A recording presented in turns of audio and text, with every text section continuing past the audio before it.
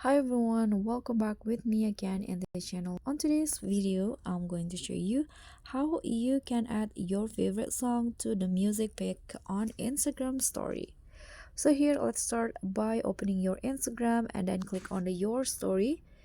Click on the plus icon and then just add any video or clip as the background.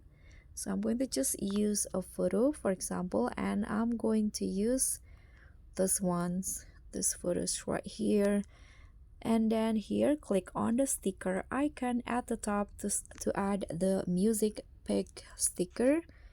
So in here,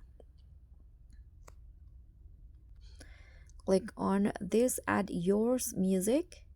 Now you can see anyone can add music to this prompt, only followers can see the music you added. So this is the music pick, and if you can just click on the plus icon to add your favorite song. I'm going to just find song about coffee, for example. I'm going to just use this. Okay, now click on done, and after that you can just click on the your story to upload it, and later your followers will add their own music pick into the stickers.